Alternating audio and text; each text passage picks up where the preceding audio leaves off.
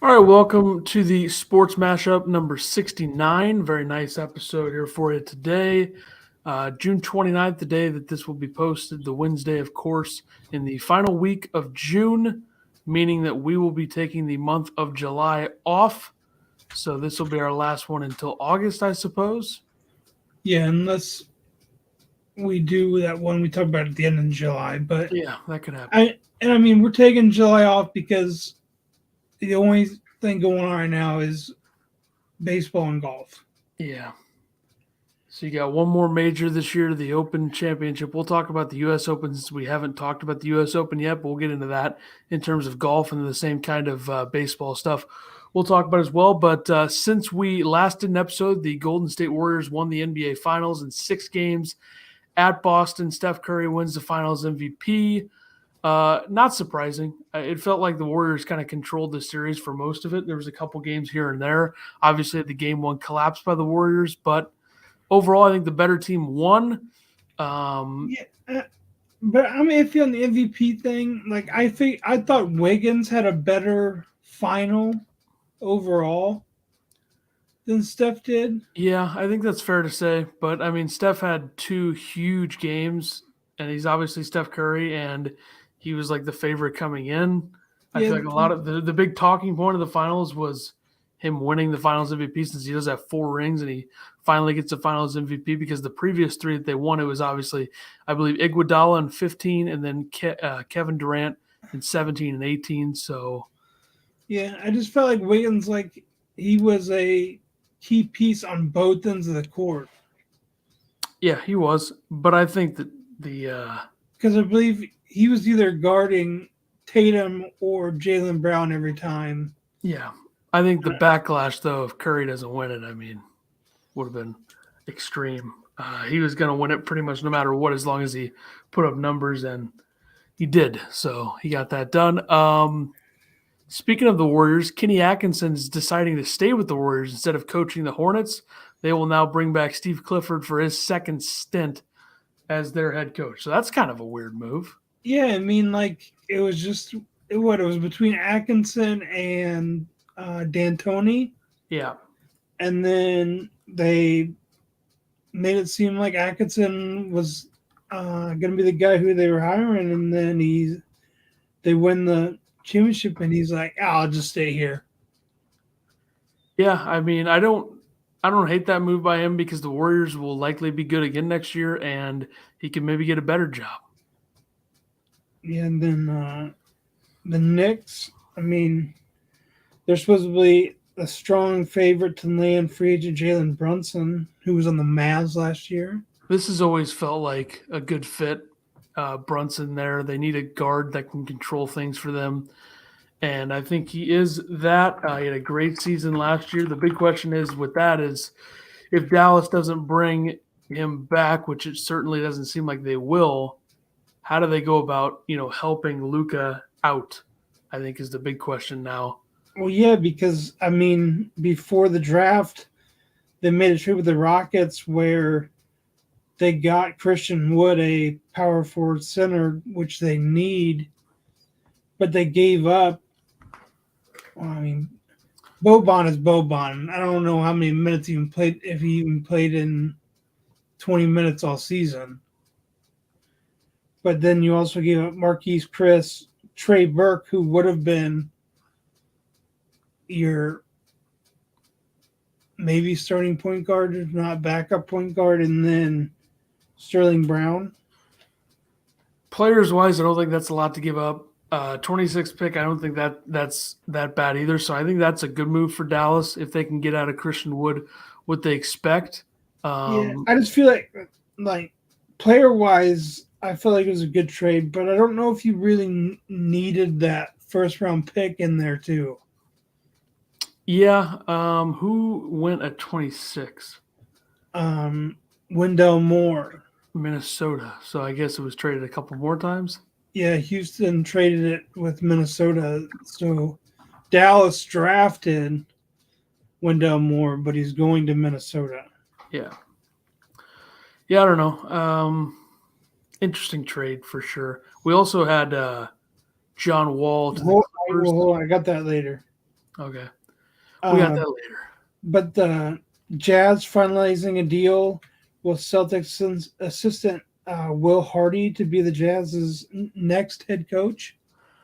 Yeah, I don't really think this does anything for me. I don't really know if he's good. So coming from a strong organization, though.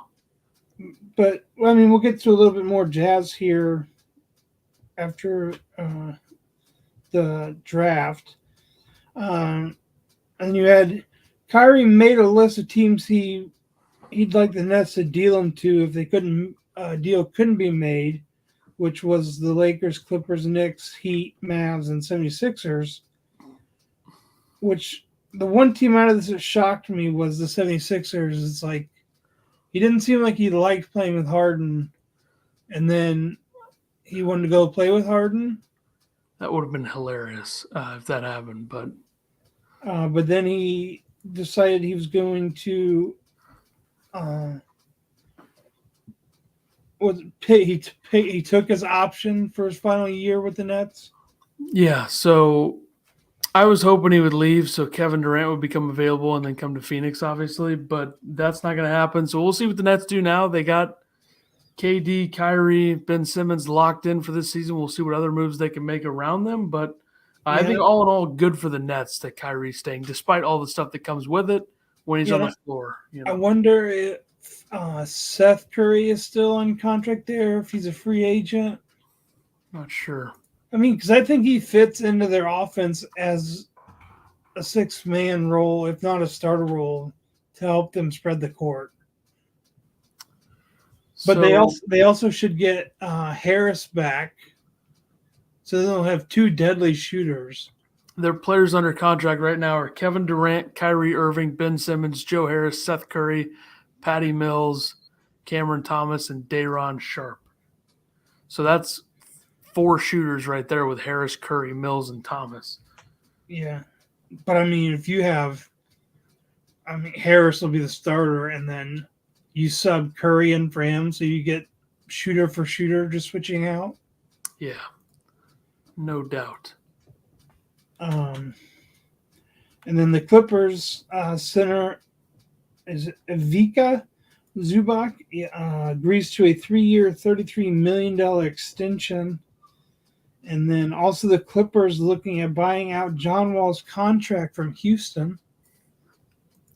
Yeah, so that'll be interesting for John Wall. If the Clippers are healthy, I think they're probably one of the 3 best teams in the West, I would say. Because who's their starting point guard now? Oh, God, who was it last year? They've been very not healthy recently, obviously. Well, I guess Reggie Jackson is a starter. Oh, yeah, because you had Reggie, Paul George, Kawhi, Zubac, and then I don't know Marcus Morris. It's a good team. Add John Wall. If John Wall's healthy, I think them, Memphis, Phoenix, Golden State, pretty much the top of the West there if healthy. I guess the Lakers, if they do more, I don't know what's going to happen there, but yeah. And then, like we said, the finals, Warriors beat the Celtics 4-2. Early in the series, it looked like it could have maybe went to 7. I think you predicted it would go 5. Yeah, I've not been on the money in almost any pick for a series throughout a lot of the playoffs in the NHL and the NBA. But I did have Avalanche in 6. We'll get to that later, but had that one correct.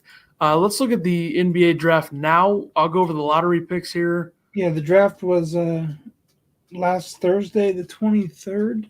Yeah. So Orlando Magic #1 pick, Paolo Banchero from Duke. Not that surprising. Seemed like it was between him and Jabari Smith.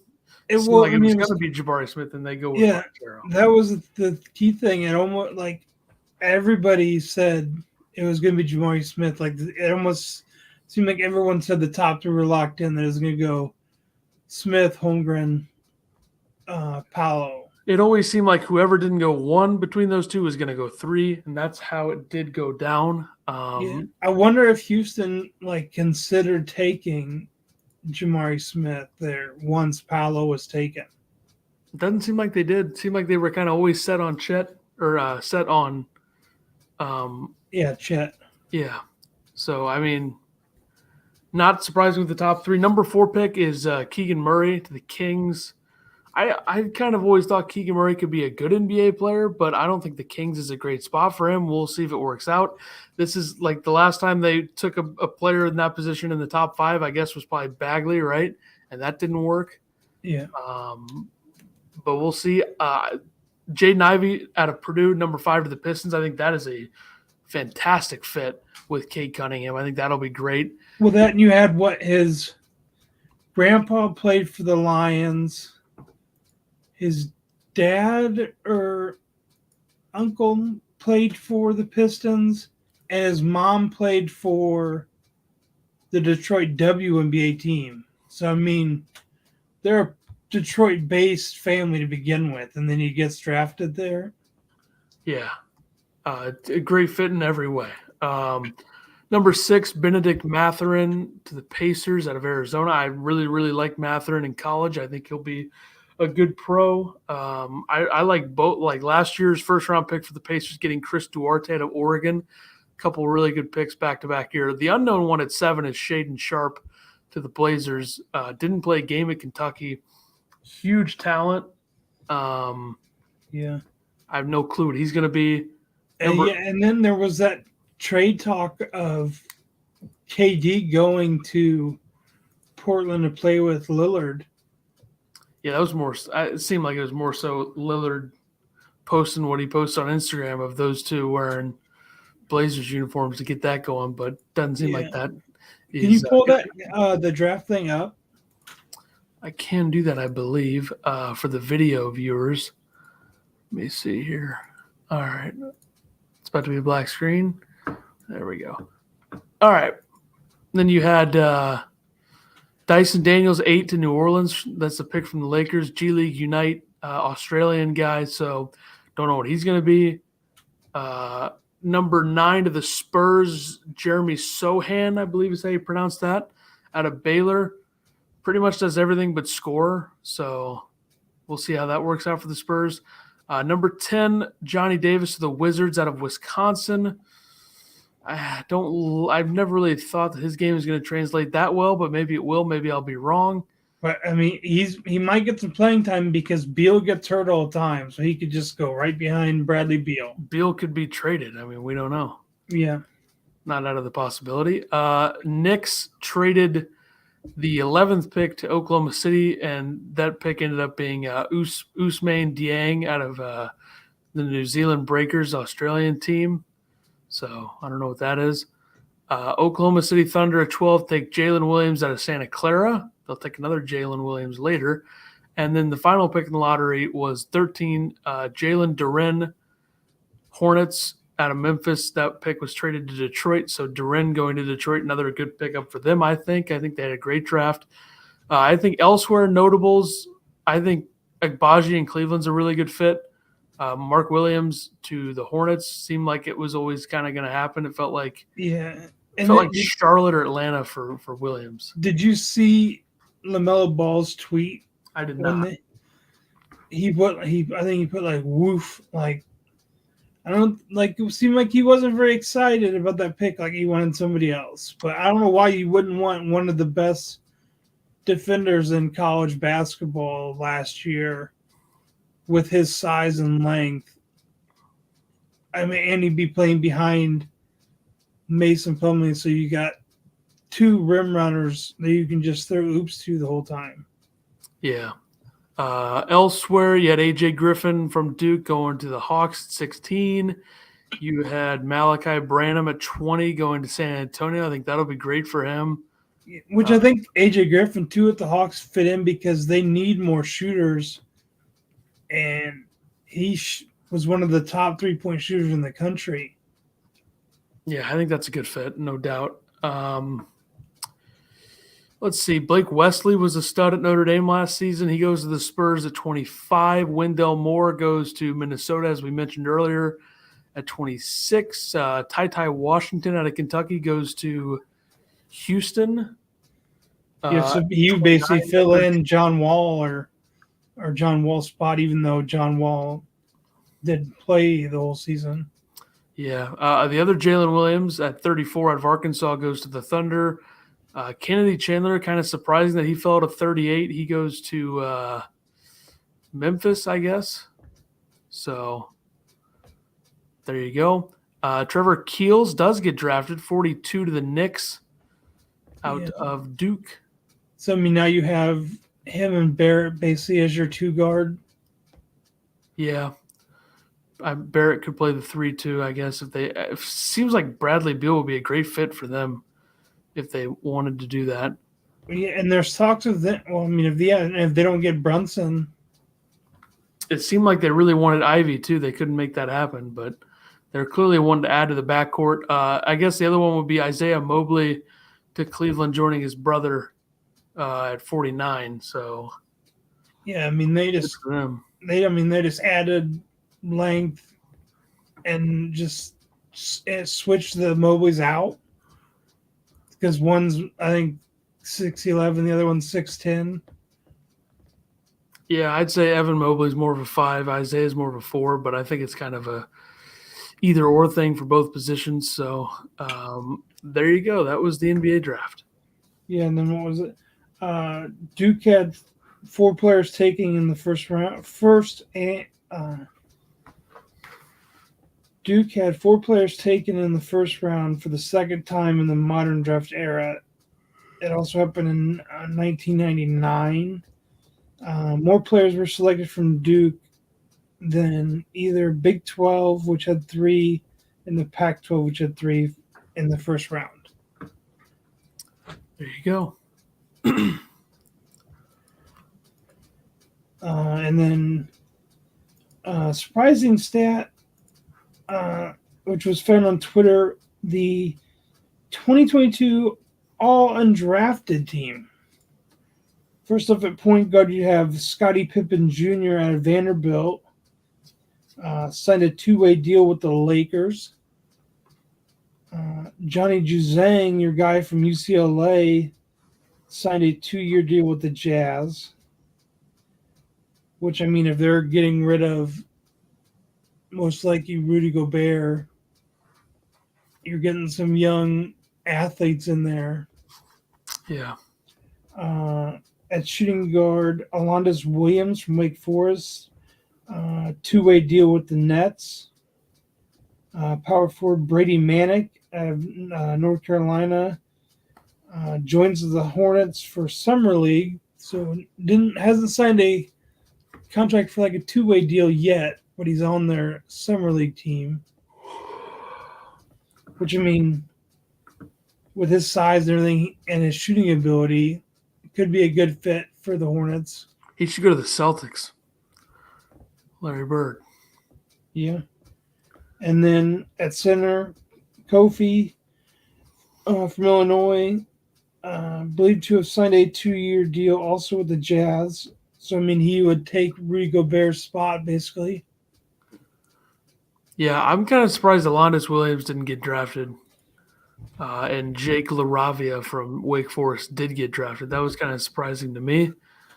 I didn't think Trevor Keels was going to be. I still believe that he is not NBA ready. He had 2 good games the entire season, one of which was the first game of the year, or first real game of the year when they played Kentucky, and he balled out. And then I forgot who it was against later, maybe Louisville. He had a really good game. Other than that, not that hot. But he's like the prototypical type of NBA player, and they'll take that. So, I don't know. Yeah. All right, let's do the NFL. I know a lot of people, too, wanted Kofi to sign one of the Bulls to sign him, to reunite him and Io. Yeah, I thought that might happen. It seemed like Kofi wanted that to happen, but maybe they didn't want him. So, which, I mean, if it's believed to sign 2-year deal, you don't know if it's for sure. So it probably is. I don't know, but I don't know. We'll see. Okay, NFL, the Eagles agree to terms with ex-49ers safety Jaquiski Tart, or Jakiski. I don't know how they pronounce that. Either way, good enough. 1-year deal. He had 7 seasons with the Niners, 4 interceptions, 18 pass breakups over 80 games, 66 tackles last season in 14 games. So solid pickup there for Philadelphia. And he always seemed just to make that one play that would change a game. Yeah, he seems like that type of player. You also had Adrian Peterson and Le'Veon Bell exhibition boxing match. Like, I don't have any interest in this. Yeah, I mean, as when I wrote this, I said I put WTF at the end of it. Like, I don't get it. I mean, it seems dumb. I mean, Le'Veon Bell should still be in the league if he didn't hold out and sit out a year because of money. Yeah, that was a mistake by him, and he knows it at this point. He sat out and then went where to the Jets? Jets, yeah, and that was a disaster. I think a lot of that though was Adam Gase was really bad there. And then from there he went to Kansas City. I think that's right. Yeah, but he was barely used. Might have had like 2 touchdowns in the time he was there. Yeah, was he on the Super Bowl team?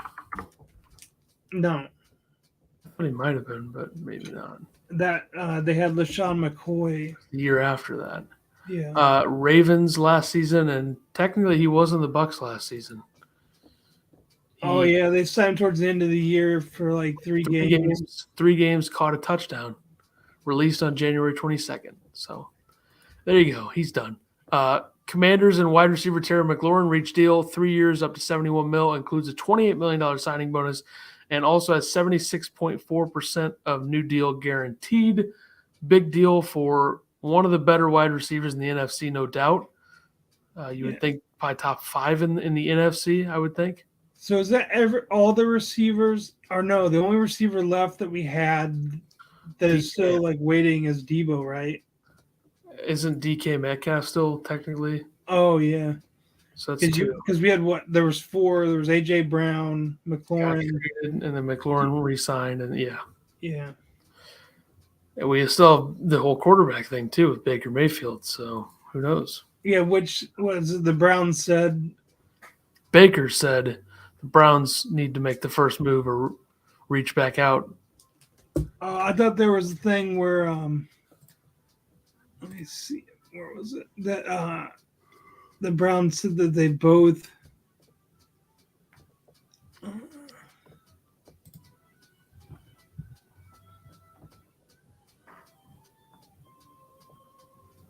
Mayfield and Browns, both sides have moved on.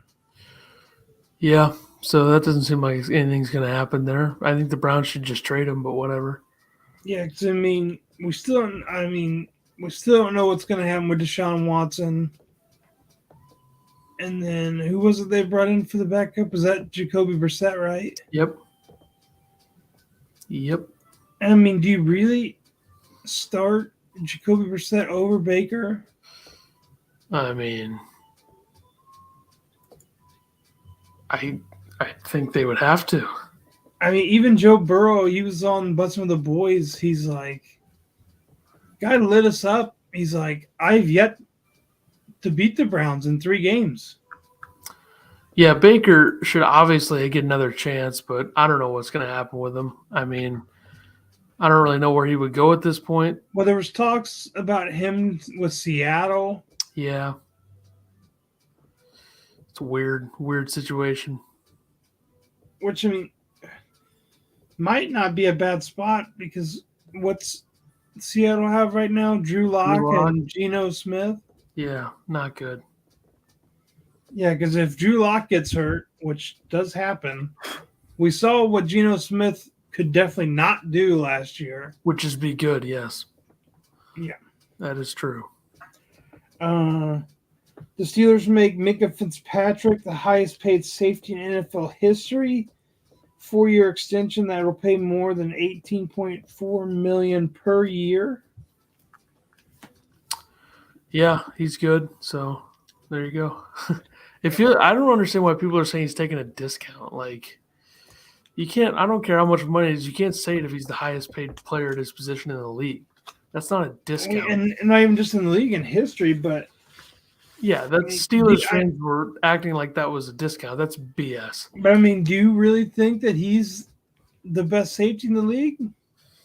I think he's definitely top 2 or 3, but I mean, Jamal Adams got paid way more than he should have. So Yeah, Minka probably said, "I'm better than this guy," which he's correct in saying that.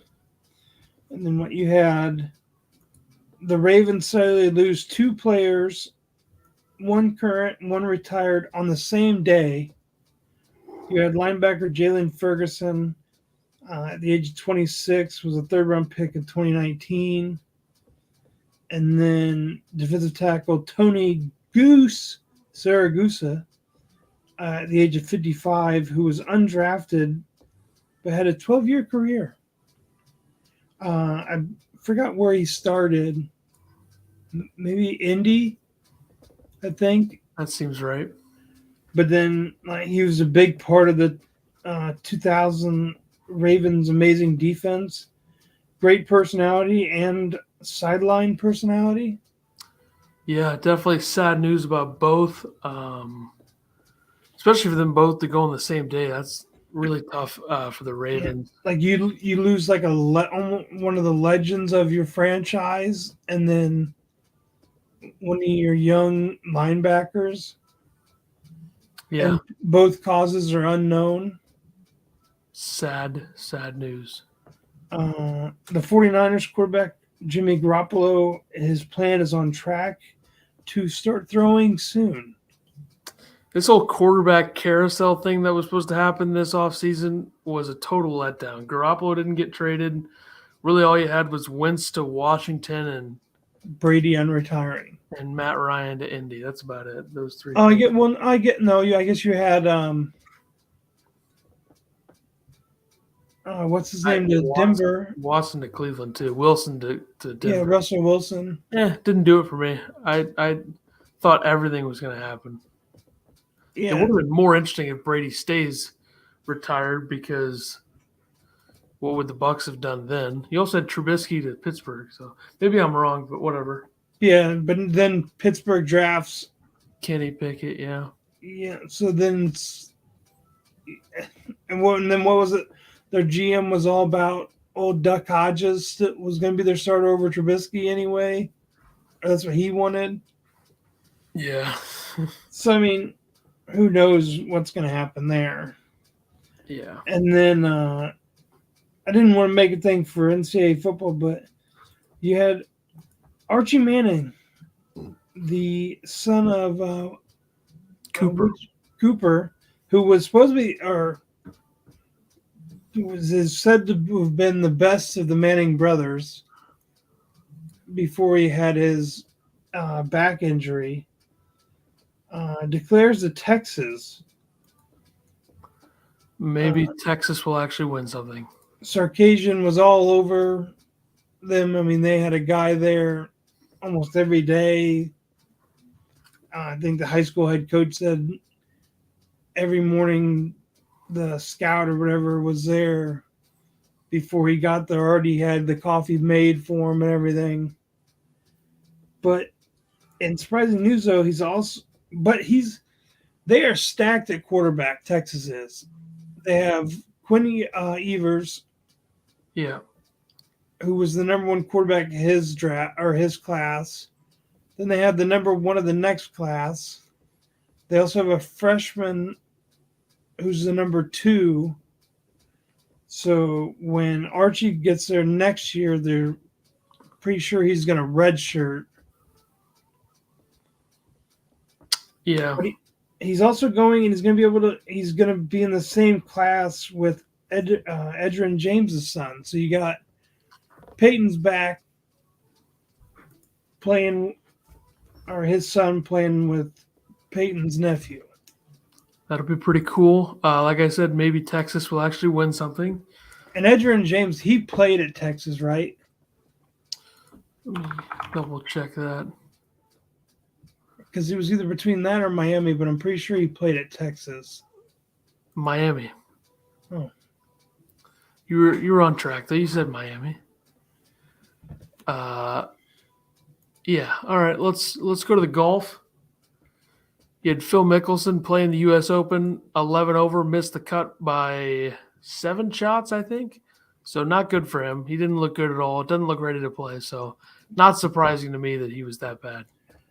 No, and it was like, it was so big news that he was playing, and then shoots 11 over in the first 2 days, and then back to Saudi Arabia to go play.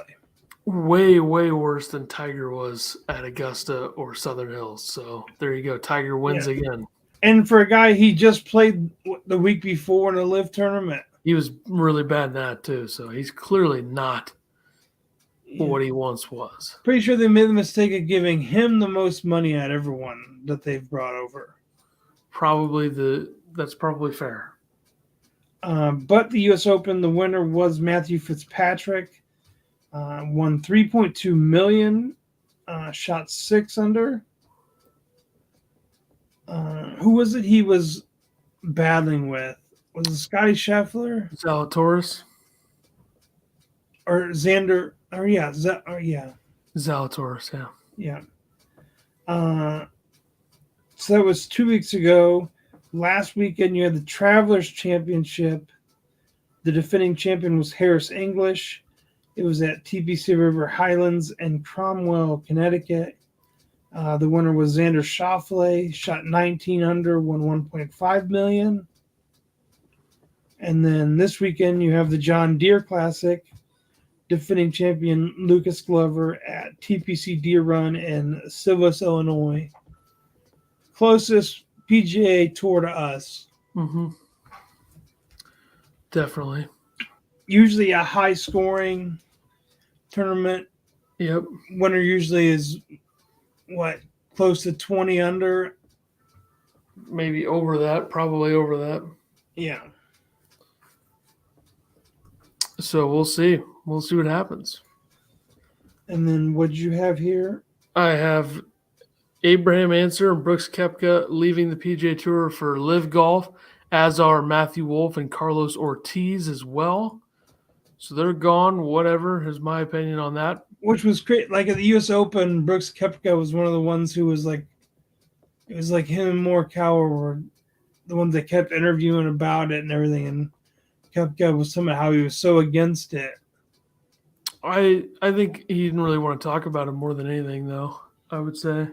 Yeah, and like Morikawa's interview, I watched it. Like some guy asked him like 3 questions about Live Tour, and he answered it so politely.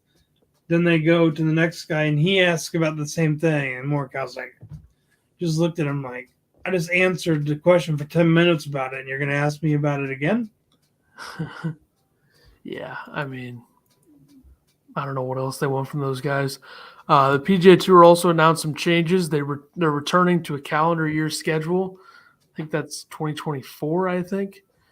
So rather than the wraparound, which they've been doing for a few years now, they're revising the qualification for the 2023 FedEx Cup playoffs and beyond, making it easier for players to make more money, pretty much is what that comes down to. And then the PGA Tour and the DP World Tour, which is the European Tour, announced an alliance to combat the live threat. So various things with that, what they're doing to align themselves against the Saudi Golf League.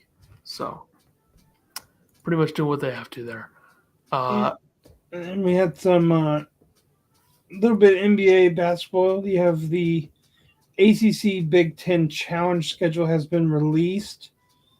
You got on November 29th, you got Virginia Tech versus Minnesota, which is at Virginia Tech. You got Pittsburgh versus Northwestern at Northwestern. And then November 30th, you have Syracuse coming to play at Illinois. Should be an exciting game. Illini by 30. Does Illini have a bunch of shooters this year? Oh, yeah, we got them. Louisville versus Maryland at Louisville. Clemson at Penn State, or Clemson versus Penn State at Clemson. Virginia versus Michigan, which is at Michigan. I think that's going to be a really good game. Wake Forest versus Wisconsin at Wisconsin. Wisconsin will probably blow them out of the water. Georgia Tech versus Iowa at Iowa. Probably take Iowa there plus minus 15. Yeah. Duke versus Ohio State at Duke. Same matchup as last year. So they really switched up that one. Yeah, that's kind of weird. But it seems like every year in this challenge, Duke's either playing Ohio State or Michigan State. Yeah, I don't get that, but and then you got Florida State versus Purdue at Florida State. Miami versus Rutgers at Miami. I'm assuming that could be a pretty good game. I would think so. A couple of kind of unknown teams in terms of what they're going to be, and Miami plays a fun style. North Carolina, which is the early predicted number one team in the country, going to play at Indiana. That's going to be that's the game right there. Yeah, like I have a buddy who got his doctorate at Syracuse, is a Syracuse fan, but now teaches at Indiana. And he wants to go to the Syracuse, Illinois game. I'm like, I think I might want to go see North Carolina versus Indiana. Yeah, there's a good chance that those two teams are in the top 10 when they play each other. And I mean, all these games on the same day. There was just the two games the night before. And it's also pretty much the favorites in each conference playing each other there. Yeah. And then you got Notre Dame versus Michigan State at Notre Dame, and Boston College versus Nebraska at Nebraska. I think the only team not playing or not in this is NC State because the ACC has one more team than the Big Ten. Yeah. But that's probably going to be a Nebraska win there. Most likely, yes. And then what do you... I'll leave this one for you here. Former Illini star and assistant will be the head coach at NAIA's Roosevelt. Oh, I didn't write who it is. It's D. Brown. Yes. D. Brown getting his first head coaching gig there in AIA school. Roosevelt, is it Roosevelt State or Roosevelt University? It's in Chicago. And then there is the way too early top 25. You have North Carolina at 1. I mean, they have the only player they lost was Brady Manick. Yeah. 2 is Gonzaga. 3 is Houston. 4 is Kentucky. 5 is Duke, which they were previously at 9, but they had Tyrese Proctor opted to reclassify from 2023 to 2022. And they also got a transfer from Illinois, Jacob Grandison, Grandison, who they're saying could probably be their start right away. I believe this is his last year of eligibility. It is, yes. He did shoot 41% from 3 last season. He was much better the year before last season, but solid either way. Yeah, I mean, Duke has Derek Lively, who was the number 1 in the ESPN 100. They have Derek Whitehead, who is number 2. Kyle Filipowski, who was number 7, and then Jeremy Roach at point guard, and then they have Jake Granderson as their 5th starter. Averaged 9.6 points a game at Illinois. 6 is Kansas. 7 is Creighton. 8 is Baylor. 9 is UCLA. 10 is Arkansas. I believe they didn't really lose much from what they had. 11 is Texas. 12 is Auburn. 13 is Tennessee. 14 is Villanova. But I think there's a lot of questions around Villanova with Jay Wright retiring. Did they name who their Kyle Neptune, Fordham head coach? That's right. 15 is Indiana. 16 Arizona. 17 TCU.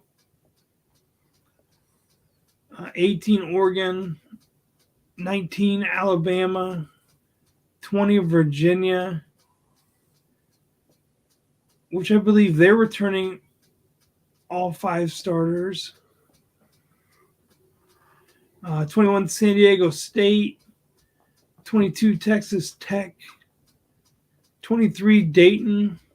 24 UConn. 25 Illinois.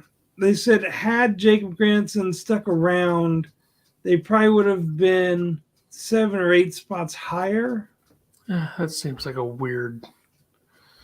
I don't think Grandison was ever going to stay because Illinois has already got too many guys that are committed to playing over him. This just says, more importantly, his return would have almost forced Brad Underwood to play smaller lineups next season.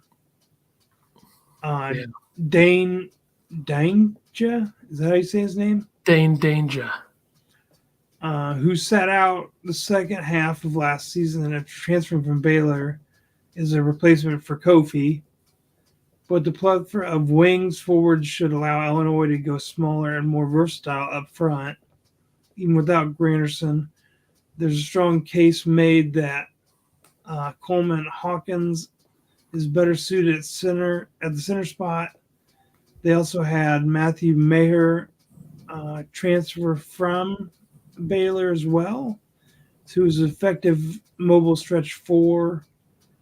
RJ Melendez, a 4-star recruit, and Ty Rogers can battle for the 5th starting spot.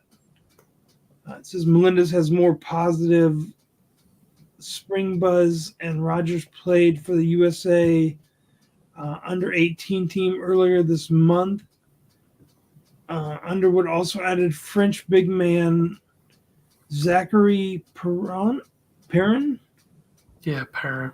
On Tuesday, a 6'11" paint presence who put up big numbers in the French under 18 team last summer. Yeah.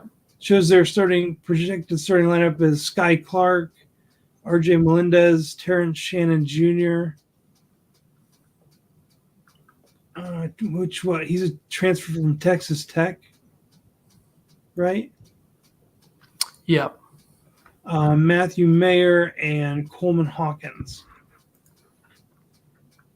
I could see it. I could see it. Dropped that ahead. The Wolverines before were at number 20.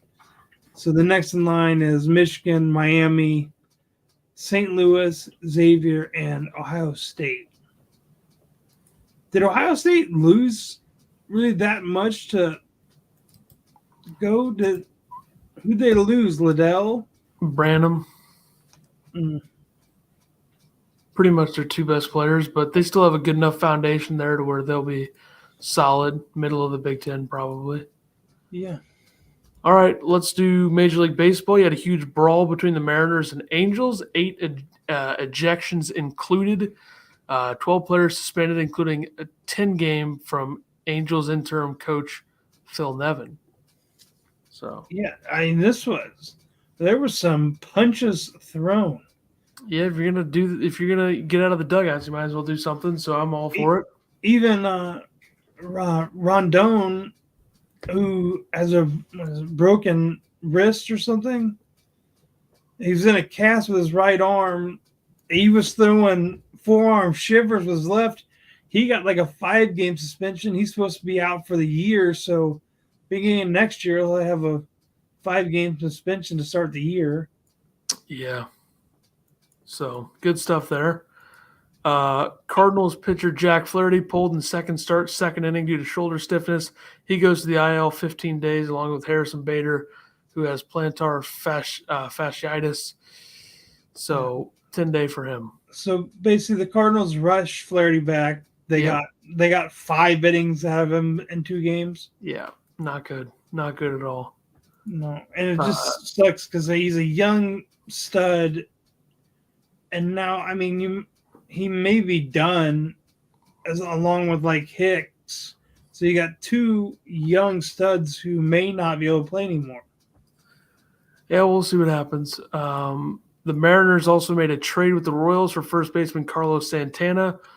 The Royals received 2 right-handed pitchers, Wyatt Mills and William Fleming. So I don't really know much about this trade, but another bat for the Mariners, pretty much, is what I take away.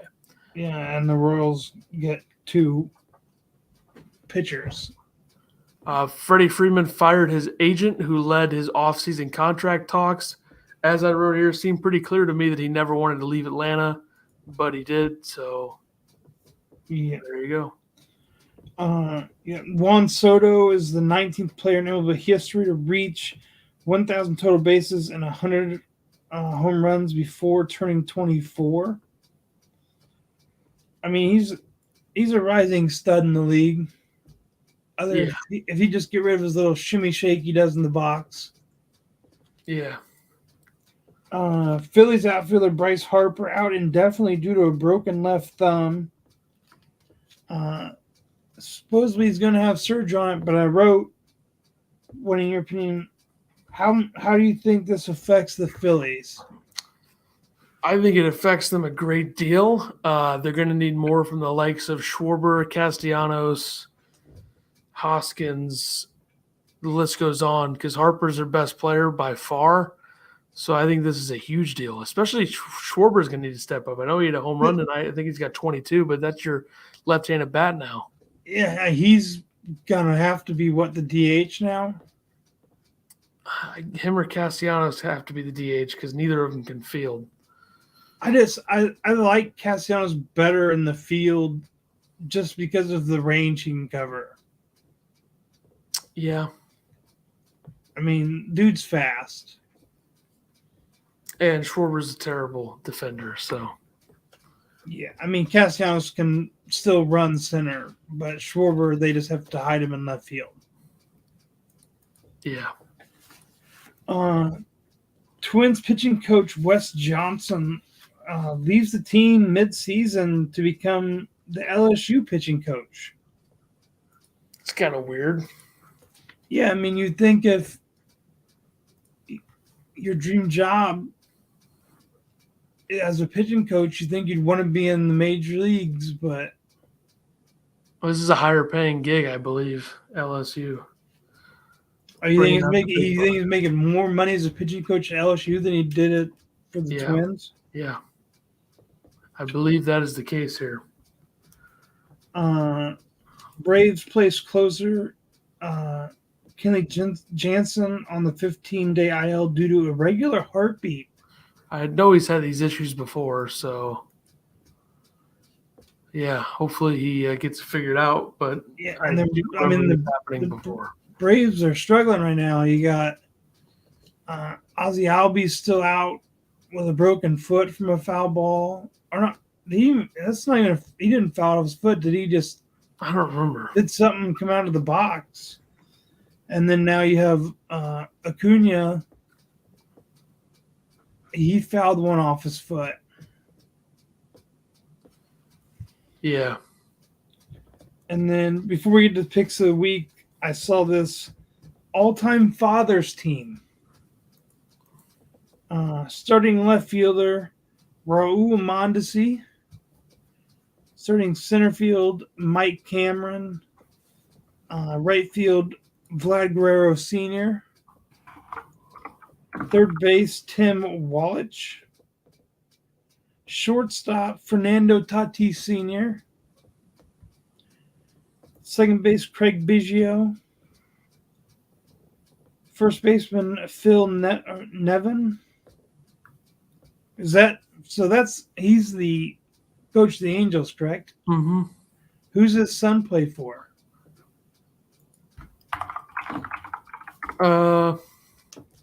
Orioles. Starting pitcher, Roger Clemens. Starting at catcher, Ivan Pudge Rodriguez. Their DH is Dante Bichette. So already out of this, how many of these dads' kids play for the Blue Jays? 3 of them? It would appear that way, yes. Vlad, Biggio, and Bichette. Yeah. And then their relief pitcher is Tom Gordon. And their utility is Geronimo Pena. So you got 2 Cardinals up there. Yep. No doubt. And now, Players of the Week. Yep. I'm going Freddie Freeman, Dodgers first baseman. Talked about him just a moment ago. 12 for 29 with 2 homers, 11 RBIs, a 1,259 OPS, 12 hits. That's a 414 average. Yeah, and then it was like a 0-0 game between the Braves and Dodgers that night, and then he had was it a walk-off homer, or he just hit a homer to put him ahead? I think it was a go-ahead homer. Then I took St. Louis's first baseman Paul Goldschmidt. Last week, 9 for 20, 8 runs, 2 doubles, 3 home runs, 8 RBIs, 5 walks. He is the MVP, no doubt. And he's getting on base, but the rest of the top of the lineup is not helping. That is fair to say. I mean, as you and me were talking the other day, Whitgreen, he needs to go. McFarland needs to go. And my dad said today, if Nootbaar doesn't perform in this time he's up, he may be on the trade block. Yeah, I think that's fair. He has not hit at all this season. The positives are that Juan Yepes and Brendan Donovan have been very good at the plate. Yeah, I don't know if Nootbaar's thing is just because he keeps going down and up and down, up and down, up and down. Could be. It could be. All right. And then what's the update on Yachty? I don't know what the most recent update is, but it certainly seems like it's going to be a few weeks. Maybe after the All-Star break. Not sure, but we'll see. When they update it again, I don't know when that will be, but we'll see. Let's do the NHL here. Just kind of some new stuff to talk about. Not much to go over. The Stars did hire Pete DeBoer as their head coach. He was fired by Vegas after last season. He was fired by San Jose before that. So they get a new head coach. Your GM, Don Sweeney, gets an extension even after firing Bruce Cassidy. And then former New York Rangers head coach David Quinn is the reported favorite to be the next Bruins head coach. They fired Bruce Cassidy with all he did for the team with wins and playoff appearances. Yeah, I mean, them firing Cassidy was totally out of the blue. No one saw that coming. And I don't think Don Sweeney's a very good GM. I think a lot of people around the league would probably say the same thing. No, like we talked about this last episode, we think the issue there is with Sweeney and why did I lose the name again? Neely. Yeah. Yeah. Same thing happened 2 weeks ago when we were. But it looks like they're going to hire David Quinn, so we'll see. Barry Trotz. Was he the guy there when you called them ice skate or figure skaters? I think so. Yeah. Oh, great. Yeah, I don't think it's. I think Jim Montgomery from the Blues would have been a great hire, but I guess they still got time to do that instead. But we'll see. Barry Trotz is not an option. He's taken the 2022-23 season off after being fired by the Islanders after last season, so maybe he'll get a better job next year. I'm trying to think of what job could be open next season that could be a good one. I mean, maybe he'll become the Kraken coach. Try rebuilding the team. maybe Minnesota if things don't work out next season and Evison gets fired, that's probably a possibility. But that's all I can think of off the top of my head right now. The Blackhawks hired Luke Richardson as their head coach. He's head coach in the AHL for a few seasons, and he's assistant coach for the Islanders and Canadiens before this. Kind of a guy that's been viewed as somebody who should get a job for a long time. And he gets one here, and he's really inheriting a complete rebuild disaster. So good luck to him, but not really. So NHL awards. Hart Trophy goes to Austin Matthews. Norris Trophy goes to Cale Makar. Vezina goes to Igor Shesterkin. Calder goes to Moritz Seider. Art Ross Trophy for most points goes to Connor McDavid. And the Ted Lindsay for the most outstanding player in the league, as voted on by the players, is Austin Matthews. So, seems like an easy one. You can go ahead and say the next one. Conn Smythe goes to Cale Makar as the Avalanche did win the whole thing. Yeah, I mean, Cole Makar at the age of 23 now has Stanley Cup, Conn Smythe, Calder, and the Norris Trophy.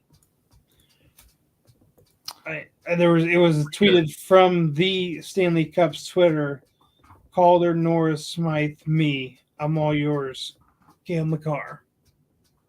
Yeah, he's pretty good. Pretty good. I know a lot of people are comparing him to Bobby Orr, but I think it's a long way to get there. But he is kind of seemingly a generational defenseman with the way that he plays and how much he's produced and how young he still is.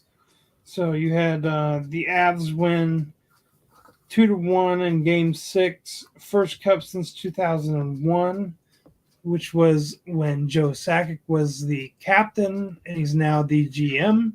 Yeah, they won in 96 and 01, I believe. I think the 01 one was the Ray Bourque one. So yes, yeah, that's when Sakic gave it to Bourque. Yeah, and this time the cup went from Landeskog to Eric Johnson. So Eric Johnson, St. Louis Blues #1 overall pick in, I believe, 06. Longest tenured player in the city of Denver, Eric Johnson. So congratulations to the Avs. Best team by far. They went 16-3 in the playoffs. Yeah, 16-4. They lost 2 to Tampa, 2 to St. Louis, and then swept the other 2. So, I mean, pretty dominant. That's what it said. It said that they swept. They played Florida to start, right? Yeah, they swept Nashville 4-0. Or Nashville, and then they went St. Louis in 6, Edmonton in 4, Tampa in 6. Oh yeah, it didn't even show St. Louis on there. It showed them sweeping Nashville, going 4-1 against the Islanders, and then 4-2 against Tampa. Yeah, I don't know. It's kind of weird. But now we got college baseball real quick here. Well, as the Avs as of Sunday night, right after the game, after Game 6, were already made the favorites to win next year. That's about right. I believe it's 6-1 odds. That seems about right. So yeah, the Stanley Cup Finals, Colorado 4-2 over the Lightning. So the Lightnings fall off their throne. Yep, bound to happen. College baseball, we already talked about the brackets and everything. Since we weren't able to record last week, the finals was Oklahoma versus Ole Miss. Ole Miss sweeps Oklahoma to win their first men's College World Series title.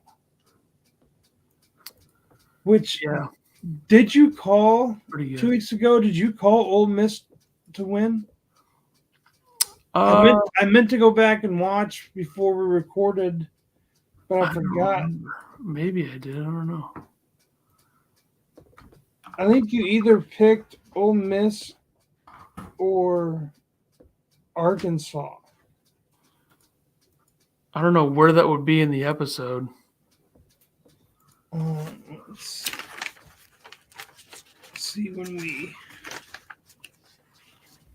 It'd be right after hockey again in that episode. So right before the betting. So right towards the end. Yeah.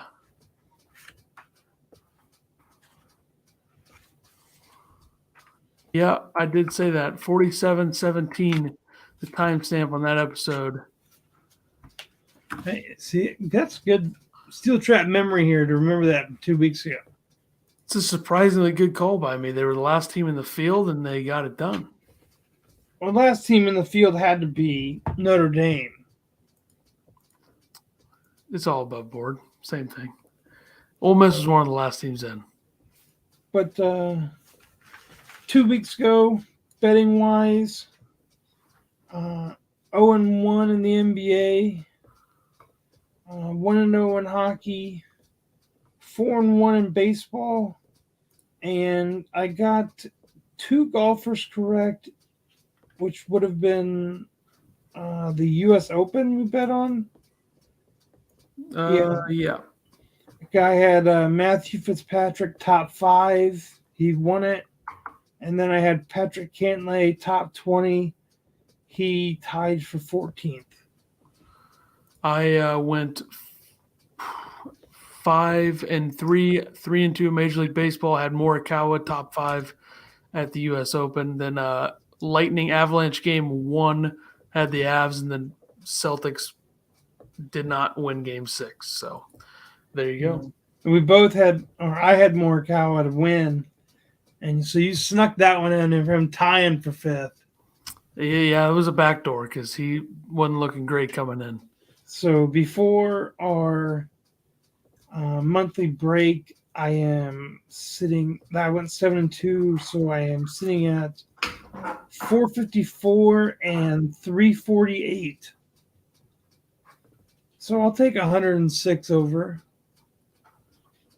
I am 437 and 348. So that's what I have. And now we will be off for the next month, and we'll catch you all for number 70 at the end of July or beginning of August, and we'll see you on the next one. Deuces.